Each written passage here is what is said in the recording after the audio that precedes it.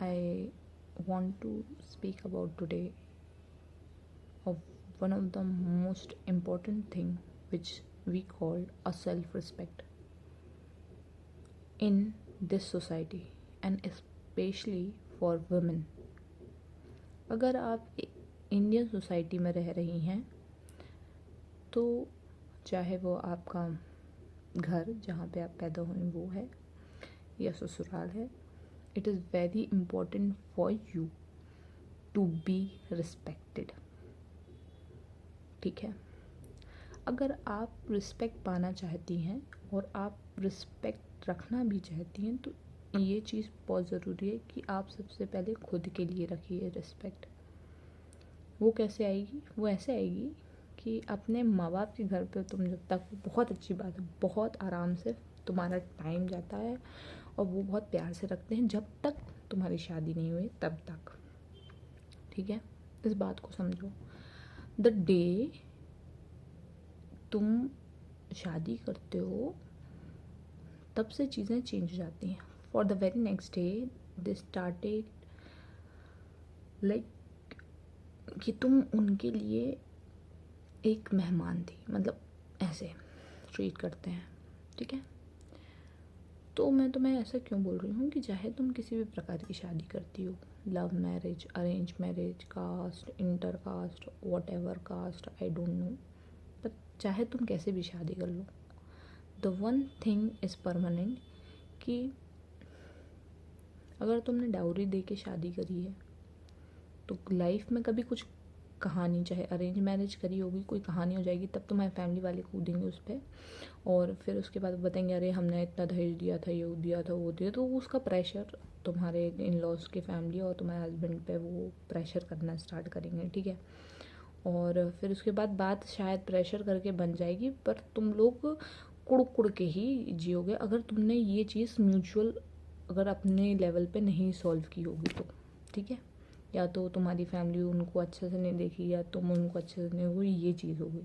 ठीक है, और चलो ठीक है, अब तुम लोगों का सब कुछ करा ले रहे हैं पर तुम लोग आपस में सहमति नहीं बना पा रहे हो. मतलब तुम्हारी फैमिली ने इंटरवीन सब कुछ किया पर तुम लोग आपसी में सहमति नहीं बना पा रहे हो. ठीक है, तुम लोगों ने दोनों इस साइड जा रहे हो. अब तुम लोगों ने डिसाइड कर लिया that we don't want to live together. ठीक है, अब क्या होगा? अब क्या होगा कि चलो ठीक है, तुमने डिसाइड कर लिया that I don't want to live with that man, या इस वुमन के साथ मेरे को नहीं रहना है. ठीक है, तो जैसे ही तुम लोग ये डिसाइड करोगे तुम लोग कोर्ट जाओगे. कोर्ट में क्या होगा? कोर्ट में ये होगा कि अगर लड़की ने दहेज दिया होगा तो लड़की दहेज मांगेगी कि भाई साहब मैंने तुमको दहेज दिया था, तुमने शादी करते टाइम मेरे बाप से इतना पैसा लिया था तो तुम वो दो, और इतना सब जो तुमने कांड किए क्योंकि तुमने मेरी ज़िंदगी बर्बाद करी. क्योंकि मैं तुम्हें बता रही हूँ ना क्या होता है ज़िंदगी बर्बाद करना. ठीक है, तो फिर एक इंडियन सोसाइटी में अगर एक लड़की शादी कर लेती है ना तो उसके ऊपर बहुत बड़ा एक चीज़ क्रिएट होती है जो वही जानती है. ठीक है, तो वो उस चक्कर में तुमसे लेती है एलिमनी कि भाई तू पैसे दे. और वो पैसे क्यों लेती है वो भी मैं तुम्हें बताती हूँ क्यों.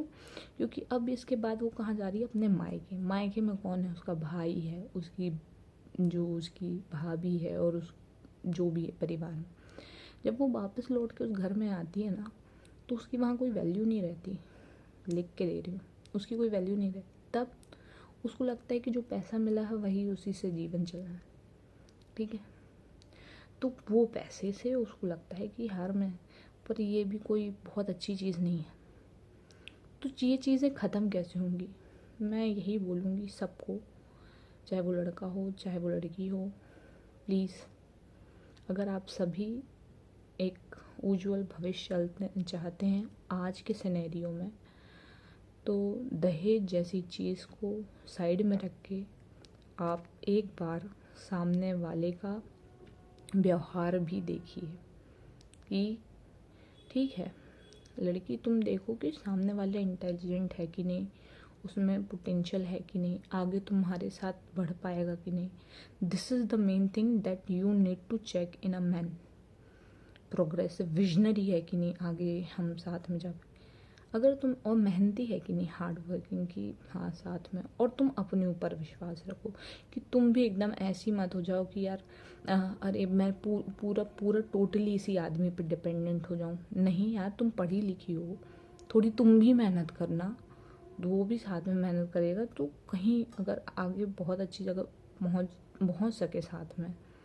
ठीक है, टोटल लड़कियों का भी ये हो जाता है कि चलो हस्बैंड कमा रहा है मैं देखूंगी, ठीक है, वो ऑप्शनल है कि अगर तुम्हारा हस्बैंड विलिंगली है ना, ये सब चीज़ें शादी से पहले डिसाइड कर लो कि भाई वो तुम्हें इस तरीके से चाहता है कि नहीं चाहता। अगर तुम्हारा हस्बैंड विलिंगली ये चाहता है कि चलो ठीक है तुम हाउस वाइफ के जैसे काम करो, देन इट इज़ ओके।